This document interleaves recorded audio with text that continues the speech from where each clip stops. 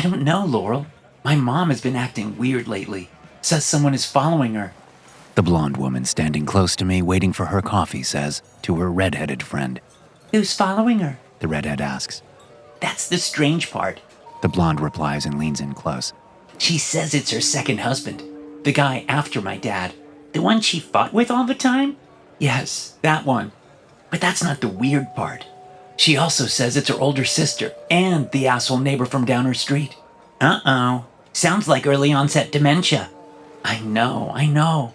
That's why I told her to go to the doctor. What'd she say? She hung up on me. Well, that's not good.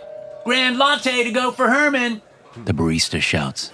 I sigh and walk to the counter. It's Hermes, I say. The barista doesn't care.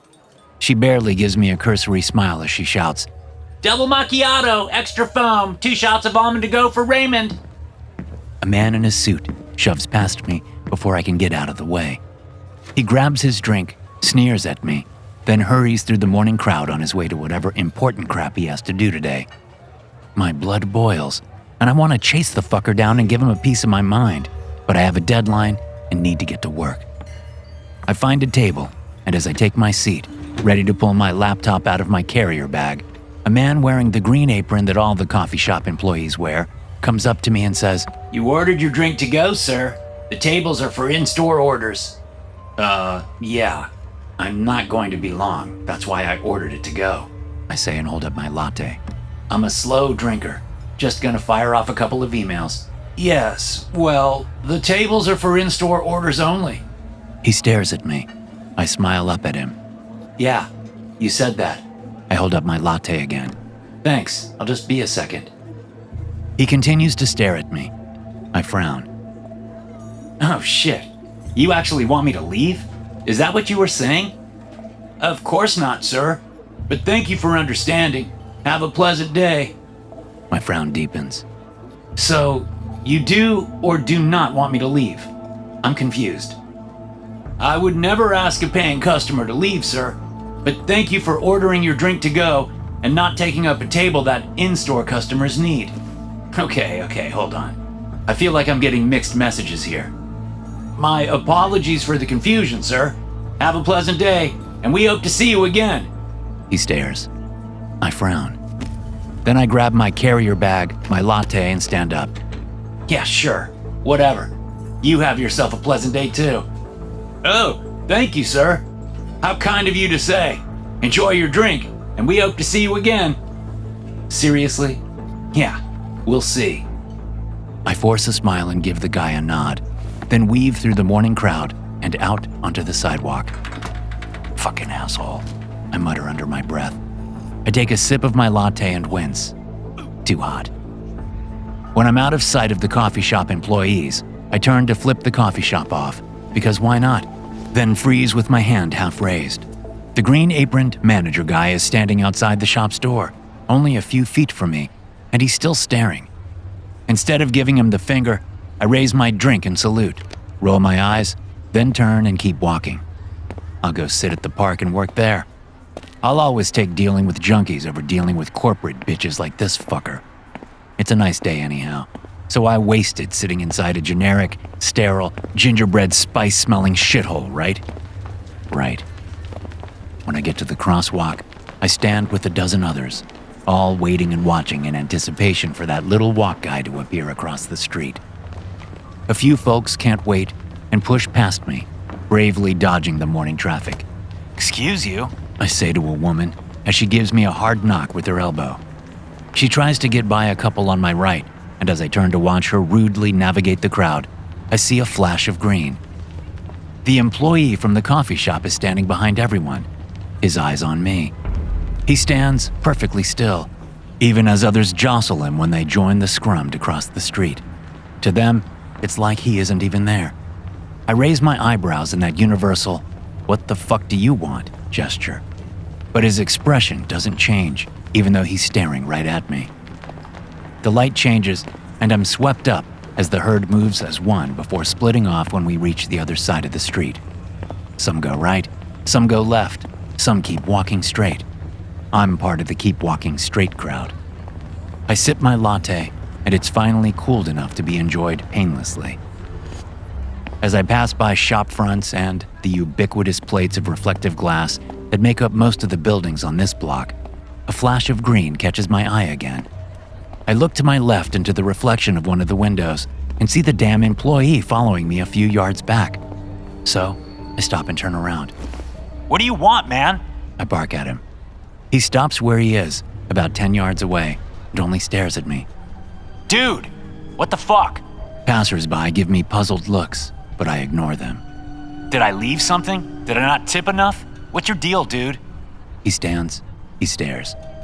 Hey, asshole. I got up and left when you did that whole passive-aggressive bullshit, so I don't know what your fucking problem is.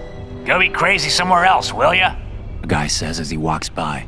I turn and say, I'm not the crazy one, he is. I point and look back at the coffee shop guy, but he's not there. What the actual?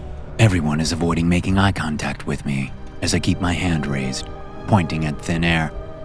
I lower it slowly, give the area around me a good looking over, and then shrug it off. I must have been seeing things. I can get a little worked up when I deal with conflict. My subconscious was probably spitballing 100 different ways I could have handed the guy his ass back in that coffee shop. So I just thought I saw him follow me down the sidewalk, across the street, and down another sidewalk. Yeah, that's it. My subconscious just fucking with me. I pound the latte, hoping a little caffeine jolt will get me out of my head. Tossing the empty cup in a trash bin, I make my way to the park and find an open bench. Just as I take my laptop out, a man and small boy holding hands walk up to me. I'm really sorry about this, but we were sitting there, he says. Yeah, no, you weren't, I reply, and hope my grin is both friendly and fuck-offly. We only left for a minute, because Jordan had to use the restroom, he continues. But this is kinda our bench. We sit here this time every day. Admirable, I reply, and place my computer on my lap. It's nice to have a routine. The small boy starts to fidget and whine. I avoid looking at him and keep my eyes on the dad. If you don't mind, I have work to do. Right, but you see, my son is autistic, and we have been working hard on him being comfortable with public spaces. Sounds like good parenting. Bravo. We've made a lot of progress by coming here and sitting on this bench at this time of day. Again, it's nice to have a routine. You two enjoy your day. The kid's whining gets louder. His dad looks down at him with worry. Jesus, is the kid about to have a tantrum or something? This is why I don't have kids. Okay, I'm going to just be plain and ask you directly if you wouldn't mind moving to one of the other open benches. I really do apologize for the inconvenience, but it would help me out a lot. I sigh and look over at the 2 park benches left that are empty. One has what is obviously a pile of shit on it, possibly animal, but most likely human. The other is right next to the restrooms, and I know exactly what kind of olfactory experience that will produce. I think I'm good here, I say. Sorry if I gummed things up, but it'll be good for your boy to learn how to zig when life zags. For a brief second, I think the dad is going to grab me. His whole body is tense, and his eyes are worse. Then his kid lets loose with an ear-piercing screech, and Dad's attention shifts instantly away from me and to his boy.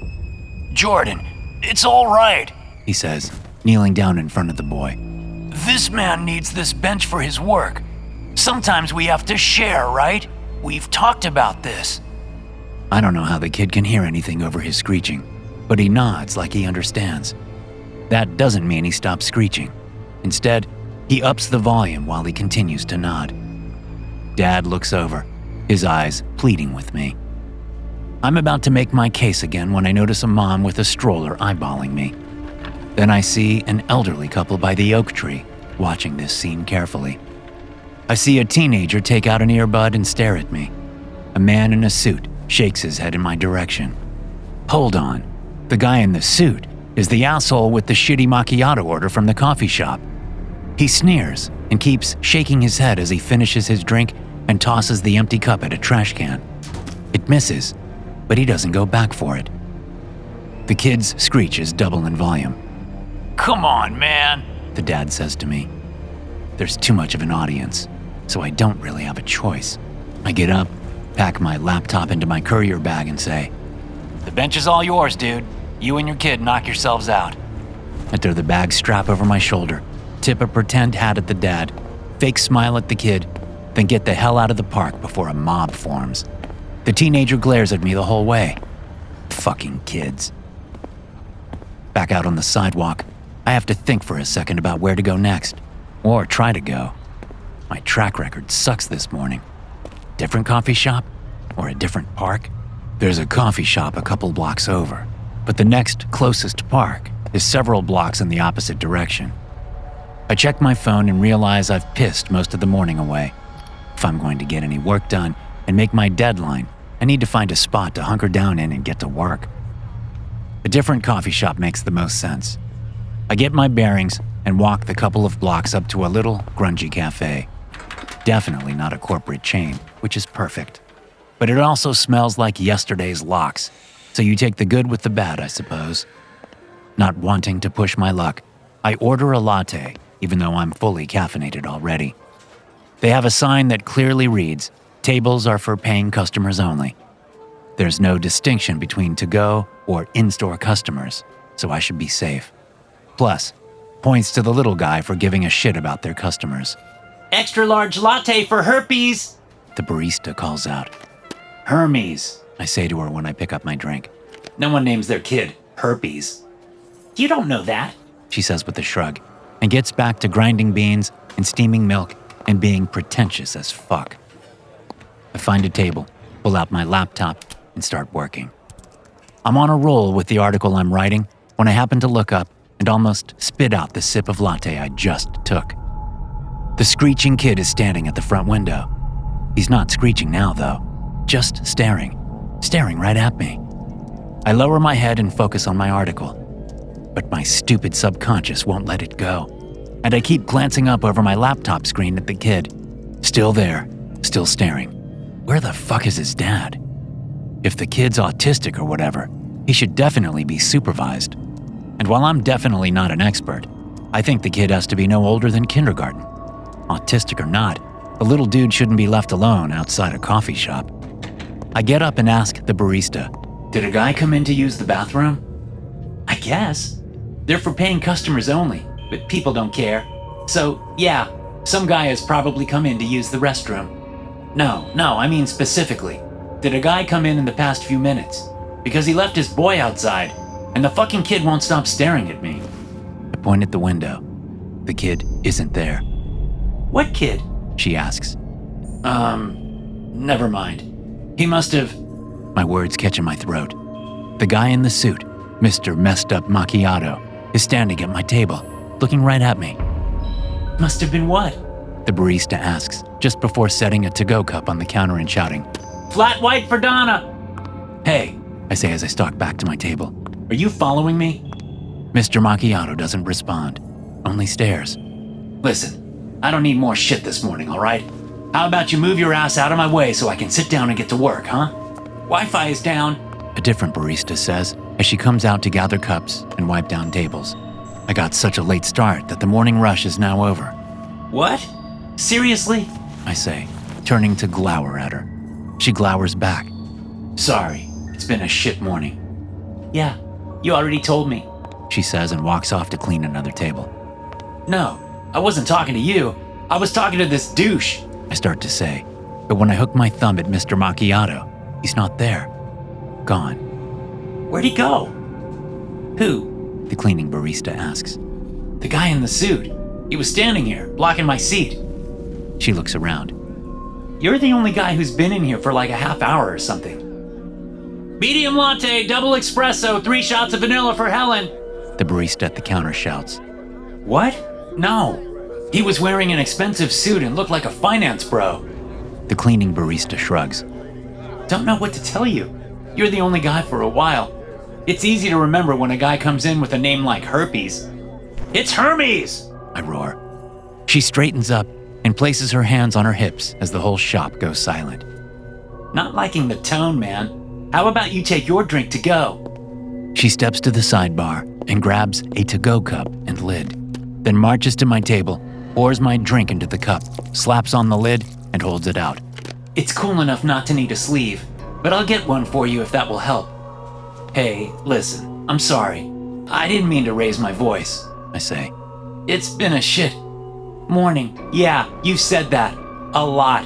So, here's your drink. Take it and your shit morning somewhere else, okay? I read the name tag dangling from her apron strap. Missy? Hey, Missy. I really am sorry. I'll sit and work and be quiet. Still no Wi-Fi. The counter barista calls over to me before shouting, Large Americano for Heather. I realize the other patrons are watching us. From the looks on their faces, I am not welcome here by anyone anymore. Mr. Macchiato wasn't the problem. The lack of Wi-Fi isn't the problem. Apparently, I'm the problem. Just go before I call the cops, man, Missy says, still holding out my drink. Yeah, sure, got it. I say and gather up my courier bag. I hesitate, then take the drink from her. Sorry again for yelling. Whatever, she says and turns to watch me leave. She even stays at the door, eyeballing me the entire time I hurry down the sidewalk to the crosswalk.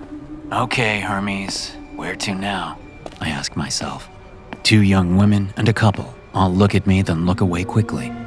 Shit, I must be giving off crazy homeless on the street vibes. Even though I'm wearing $200 Doc Marten boots and vintage jeans. Homeless don't have $200 Doc Martens or vintage jeans. Well, they may have vintage jeans by default, but not clean ones. The light turns and I cross the street, still trying to figure out where to go and work. My phone rings. Shit, I mumble, seeing my editor's name. I clear my throat and answer. Hey, Daryl, what's up? You got that article for me yet? He snaps. It's not due until this afternoon, I say.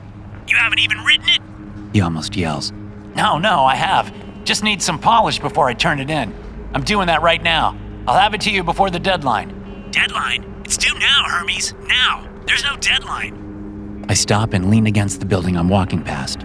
No, you said I had until this afternoon. I was being sarcastic, you idiot. I need that article in my inbox within the hour, Hermes, or your next assignment will be raiding daycare facilities for the Sunday email blast.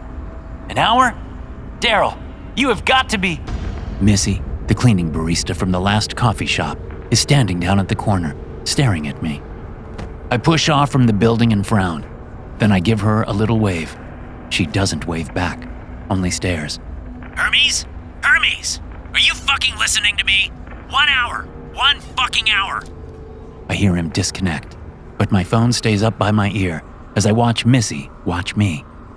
Then, I take a couple of steps backward. She moves forward by a couple of steps. I take a couple more, and then a few more after that. She matches me step for step. I turn and run. I don't know what else to fucking do. Why are people following me all over the city? What the fuck is going on? I run and run. When I reach the end of the block, I turn the corner and keep running until I come to an entryway and duck inside some random building. Can I help you, sir? A security guard at a very nice desk asks me. I glance around and realize I'm in the Stoller Bank building. No. I think I'm okay, I say. He frowns and gets up. This is a private building, sir. If you don't have business here, I need to ask you to leave. Yeah, I will. Give me a second, dude, all right? There's some barista following me, and I want to make sure I ditched her. He looks at me. He looks at the entranceway. He looks at the to-go cup in my hand. Sir, did you steal that drink? What? No, I didn't fucking steal this drink. He bristles at my language. Sorry, didn't mean to cuss. Do you have a receipt for that drink? A receipt? No, I didn't get one. Who gets receipts? It's all electronic. I pull out my phone. I probably have one in my email. Give me a second and I'll find it. Sir, I think it's best if you leave now. Hold on, damn it. I can find the receipt. I'm sure it's in my... Hey! Let go of me! He's grabbed my arm and is marching me out of the building's double glass doors. Not fucking cool, man. Get your fucking hand off me. He shoves me out onto the sidewalk and then stands and glares at me. When I don't move, he points right. When I still don't move, he gets out his phone and dials 911, showing me the numbers as his finger hovers over the call button. Oh, fuck off! I shout and stomp away. Stupid bully motherfucker! I'm pissed. Like really pissed. People don't need to treat other people like that. All I did was stand there for a few seconds. I grouse as I push past people and get to the next corner. You ask for a little help, and what happens? The fucker calls the cops. Heads turn my way. What? I snarl. Huh? What the fuck are you looking at? What's your fucking problem? Heads turn away. The light changes, and I'm on yet another block. Far from where I wanted to be, but with no clue where I'm going. Could go home, I say, startling a woman walking her tiny poodle shit of a dog.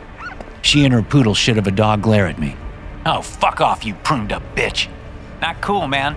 The teenager says as he skates past. Fuck you too!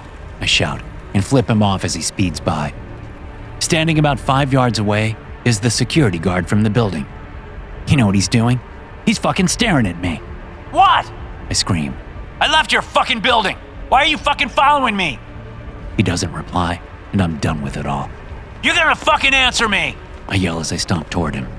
People get out of my way. Most start looking to see if they can cross the street.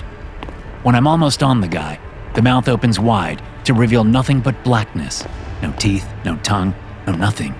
I skid to a stop. His mouth keeps opening wider and wider and wider. What the fuck? I say and take a step back. Just like the barista, Missy, he matches me and takes a step forward. His mouth keeps opening, and in a second, I can't even see the rest of his face. All I see is mouth. His empty, black, dark, going to swallow me fucking whole mouth. Do you see this? I cry, grabbing a random man's arm. Fucking fuck off, weirdo! He growls and pushes me away. I stumble into a man and a woman walking with their daughter. Hey! The man shouts and shoves me. Watch it, asshole! Marcus, be kind, the woman says. So many of the homeless have mental health issues that aren't their fault. I don't have mental health issues, you bitch! I yell. Hey! The man shouts and grabs me by my shirt. I'm gonna kick your ass! Dad, stop! The daughter pleads. The man shoves me back, and I slam into the building next to me. I hear something crack, and my heart drops. No, no, no! I say as I swing my courier bag around and dig into it. Ah, fuck! No! My laptop is snapped at the hinge. How the fuck that could happen, I don't know. But considering my day so far, yeah, it happened. You son of a bitch! I shout and go for the man. He readies for me and brings a fist up and back. An electronic whoop whoop stops us both. Is there a problem here? A police officer's voice asks from the loudspeaker on the cruiser that pulls up to the curb. No, I say and back away from angry dad. All good here, officer. I scan the sidewalk. No security guard with an impossibly huge mouth. Move it along, pal. The cop says, and I see he's watching me only. Angry dad wraps one arm around his wife's shoulder and one around his daughter's shoulder and walks them away from me as fast as he can. Come on, pal. Don't make this hard. The cop says. Get moving. I am. I say and do just that. I fast walk away, my mind reeling from everything that's happened so far. I take the next corner and keep walking. Then the next corner and the next. Then I realize I just walked in a fucking circle. Fuck! I shout, and the small crowd on the sidewalk instantly parts for me, none of them wanting anything to do with my crazy. I sigh and take a deep breath and see angry dad and his family watching me from only a few yards away. Are you fucking kidding me? I grumble. Are you fucking kidding me? I point at them. Fuck off! Then I turn to head the opposite direction. The security guard is standing in front of me, his mouth still open wide.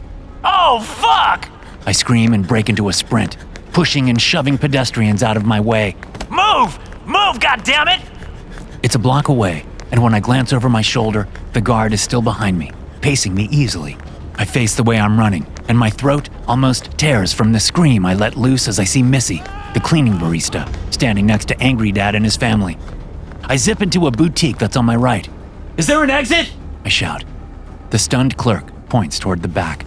I race around the overpriced blouses and slacks and slam through the employees-only door. Another clerk, scrolling on her phone, looks up and watches me race by to the only other door. My hands hit the door's security bar, and I'm out in an alleyway. The green-aproned manager from the first coffee shop and the boy from the park are waiting for me. Holy fuck! I screech as both of their mouths open wide. Oh, fuck no! My legs don't need to be told what to do. I barrel through them and race down the alleyway. When I get to the sidewalk, angry dad and his family are waiting, their jaws unhinging, their faces contorting to manage their ever-widening maws. I don't look. I don't care. I step off the curb and sprint across the street. The screech of tires and a loud whoop whoop hit my ears just as something slams into me, and I find myself suddenly airborne. Before I can even register that my feet are no longer on the pavement, I hit the ground hard. The strap of my courier bag breaks, and I watch it slide across the road and slip through a storm drain, lost from sight in the blink of an eye. "No!" I yell, then wince as the pain sets in. All right, pal, let's get you up. Rough hands grab me and yank me up onto my feet. You hurt? The cop asks me, the same cop from earlier. His partner is right next to him, sizing me up.